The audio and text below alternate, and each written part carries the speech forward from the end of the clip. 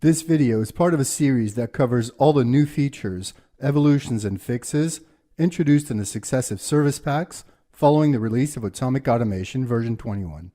In this video, we describe those features for the service pack number shown in red. Some of the items listed are important changes that warrant further exploration. They may require user behavior changes, or they might represent some of the more arcane aspects of the technology, and so they're listed in red in the overview. As such, they'll have dedicated slides. Others are minor, and we list them for awareness. They will be listed in black and will not have dedicated content. All items are grouped together by components: Automic Automation, Kubernetes Edition, AWI, agents, and so forth. The following are the new features and improvements included in Service Pack 2108. First, in Automic Automation, we've added UC system settings values to enable auto refresh of the TLS Gateway list. When a file transfer is initiated between TLS and non-TLS agents, the system looks for an available TLS gateway. Up to this point, if it didn't find one, the process would stall. This is no longer the case. We can now auto-scan for available gateways. Automic Automation now supports OpenSSL Library version 3. Then we have new security capabilities for the web interface in the form of response headers. We'll go through these individually. AWI also allows for multiple JCP connections. This behavior had been disabled, but it's been restored. Finally, secure Postgres connections are possible in Kubernetes Edition.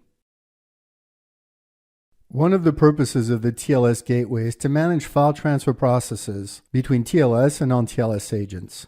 The job F is initiated, the source agent looks for an available gateway, and then the process executes once it's found. Up until this point, this was a one-time thing. If no gateway was found, the process simply stalled. It's no longer the case. We can add two values to the UC system settings var object in client 0. They are FT gateway retry count and interval. These allow the system to auto rescan the list of gateways until one is found.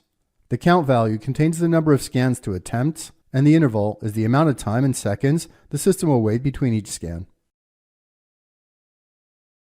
The configuration.properties file of the web interface contains a number of security improvements to make AWI more secure when it connects over HTTP.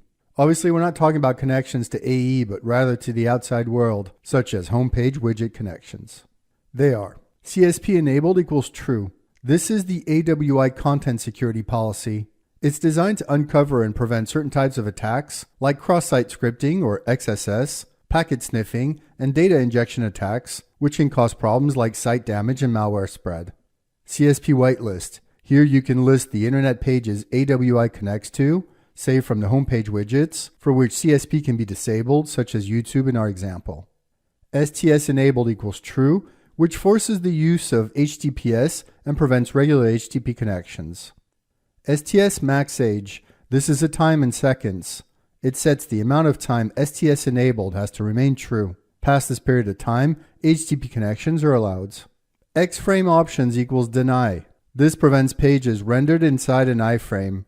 Iframes carry several security risks associated with embedded content and are commonly associated with the XSS attacks we mentioned earlier.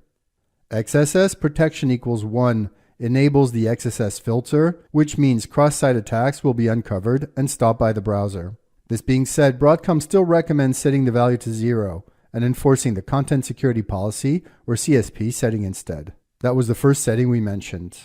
Content type options set to no sniff. Broadcom definitely recommends this. It will prevent the browser from sniffing responses away from content type. This will help mitigate risks associated with drive-by downloads, for example. Finally, we've restored AWI's ability to connect to multiple JCPs. This had been removed in the initial release of version 21, but now it's back. You configure this in AWI's uc4config.xml by simply having multiple JCP hosts and ports in the connection setting. When one connection fails, AWI will automatically move on to the next and will do so until it reaches one.